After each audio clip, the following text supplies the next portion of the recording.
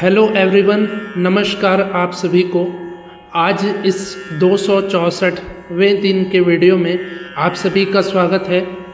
आइए कुछ महत्वपूर्ण प्रश्नों को देखते हैं।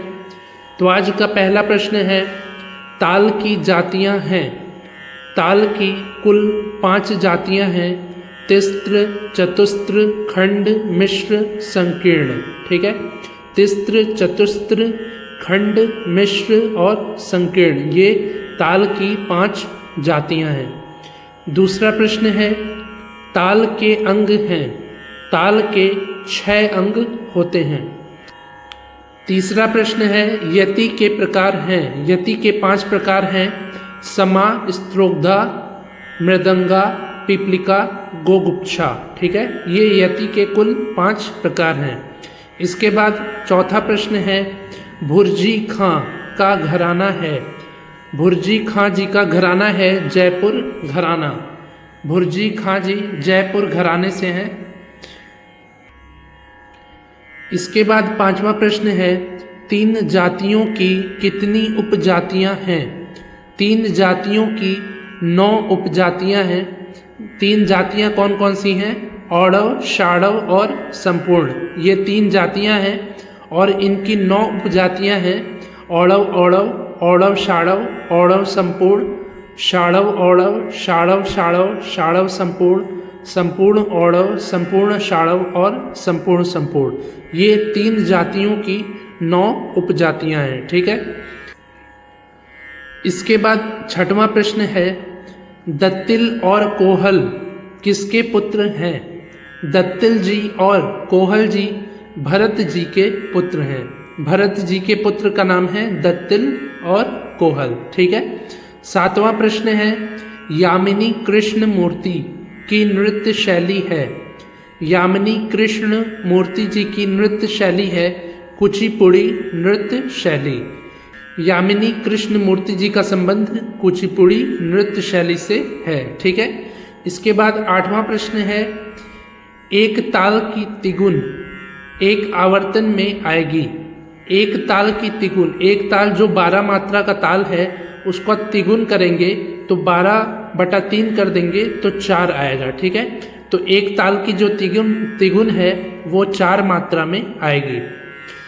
इसके बाद 9वां प्रश्न है, नाट्य शास्त्र में वृंद को संज्ञा दी गई है।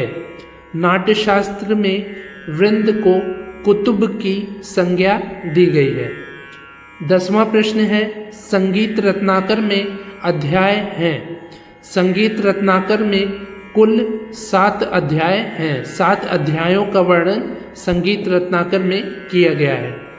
11वां प्रश्न है, संगीत रत्नाकर को कहते हैं।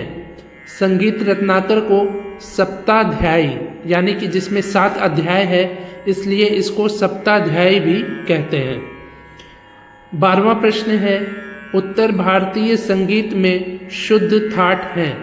उत्तर भारतीय संगीत में शुद्ध थाट का नाम है बिलावल थाट। उत्तर भारतीय संगीत के शुद्ध थाट का नाम है बिलावल थाट। बिलावल थाट में सभी स्वर शुद्ध लगते हैं, एक भी कोमल या तीव्र स्वर नहीं लगता है, केवल शुद्ध स्वरों का उपयोग होता है। ठीक है। इसके बाद 13वां प्रश्न है, संगीत दर्पण के लेखक हैं। पंडित दामोदर मिश्र जी संगीत दर्पण ग्रंथ के लेखक हैं। संगीत दर्पण ग्रंथ के लेखक हैं पंडित दामोदर मिश्र जी। इसके बाद 14वां प्रश्न है, पंडित वेंकटमुखी ने मेलों की रचना की थी। पंडित वेंकटमुखी जी ने 72 मेलों की रचना की थी। जैसे उत्तर भारतीय शास्त्रीय संगीत में 10 थाट हैं, वैसे ही दक्षिण भारतीय शास्त्रीय संगीत में 72 मेल हैं। मेल और थाट दोनों आपस में समान हैं, मतलब कि इनका अर्थ समान है। चूँकि दक्षिण भारत में थाट को मेल कहा जाता है और उत्तर भारत में थाट को थाट कहा जाता है। ठीक है। इसके बाद 15वां प्रश्न है, ऋषभ व धैवत स्वर की श्रुति है। ऋषभ और धैवत स्वर की श्रुति है 3 श्रुति। रे और ध स्वर 3 श्रुतियों का स्वर है। ठीक है। 16वां प्रश्न है, गंधार व निषाद स्वर की श्रुति है।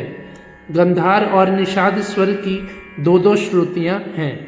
ऋषभ दैवत की 3 श्रुति, गंधार और निषाद की 2 श्रुति हैं। ठीक है। 17वां प्रश्न है, षड्ज मध्यम व पंचम स्वर की श्रुति है।